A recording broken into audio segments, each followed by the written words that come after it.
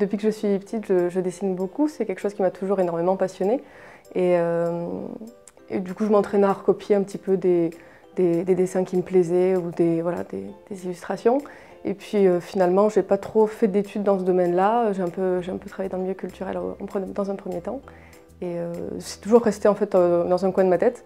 Et puis finalement, à un moment donné, j'ai décidé de me lancer et de tout arrêter ce que je faisais pour pouvoir me lancer dans le dessin. En fait, la bande dessinée, ça fait assez peu de temps que je m'y intéresse vraiment, tout du moins que j'y travaille. Auparavant, je souhaitais plutôt être illustratrice jeunesse. Et puis du coup, il y a eu le diplôme de bande dessinée à Amiens que j'ai découvert. Et je me suis dit que ça me serait utile pour la narration, pour travailler cet aspect-là. Et c'est là où j'ai découvert la bande dessinée, du coup, il y a 2 ans.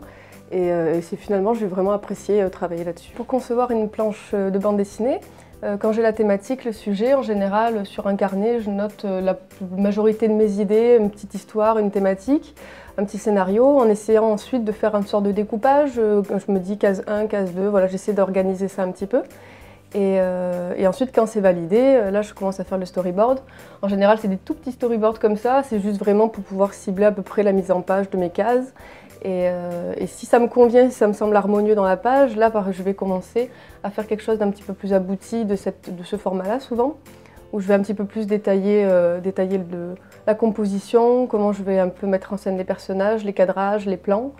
Et quand ça aussi, voilà, c'est validé, je fais ce format-là. Je ne travaille pas en plus grand format que ça en général.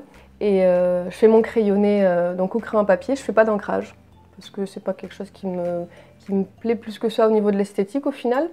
Et ensuite, je fais de la couleur directe dessus à l'aquarelle, voilà, sur ma planche en fait. Je fais pas une planche de crayonné, une planche de couleur, c'est vraiment tout sur la même planche.